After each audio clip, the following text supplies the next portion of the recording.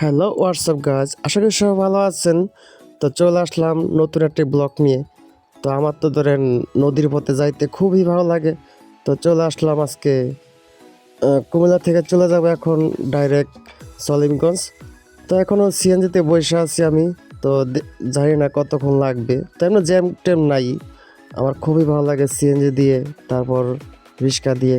তো চলে আসলাম আজকে সেলিমগঞ্জ লঞ্চঘাট। দেখেন ভিউটা কত সুন্দর না।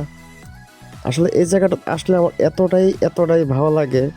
তো বেশিরভাগ কিন্তু আমি এই এই জায়গা দিয়ে আমি বেশিরভাগ নষ্ট দিতে যাই সলিমগঞ্জ থেকে। তো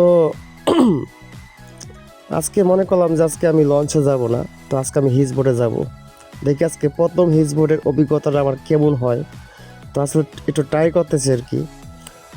তো অবশ্যই থাকবেন সবাই, আজকে পুরো ব্লগটা আমার দেখবেন, উপভোগ করবেন। আর যদি ভালো লাগে অবশ্যই লাইক কমেন্ট শেয়ার অবশ্যই দিবেন, যদি ভালো লাগে থাকে আর কি। আপনারা লাইক শেয়ার করলে হয়তো আমার ভালো উৎসাহ জাগবে যে না আরও কিছু কিছু ভালো ভালো আপনাদের সুন্দর সুন্দর ভিউ দিই। এই যে দেখেন কত জায়গাটা এত সুন্দর বলার বাইরে। তো আমি অনেকক্ষণ ধরে বসে আছি, বাট 10 জন 11 জন লোক লাগে একটা একটা হিজবোর্ডে। তো সবসময় তো দেখতাম যে ছবির মাঝে বা মুভির মাঝে অনেকেই এই বেশিরভাগ এই হিজবুট দেখতাম। তো তখন আসলে মনে করতাম হিজবুটে উঠতে হয়তো মানে অনেক ভয় লাগে অনেকটাই। তো আজকে নতুন অভিজ্ঞতা, দেখা যাক আজকে কি হয়।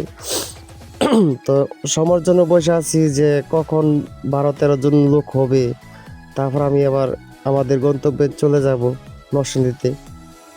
তো অনেকক্ষণ অপেক্ষা করার পর পর 1 জন 2 জন 3 জন করে আসতেছে। তো দেখা যাক। ঘোরার পরে দেখলাম যে সেই ছোটোবেলার কাহিনী মনে পড়ে গেল, যে বসে দিয়ে অনেক মাছ ধরতাম আমরা। দেখা একটি বয়স্ক লোক, উনি কিন্তু ওই যে আপনার পুঁটি মাছ ধরতেছে।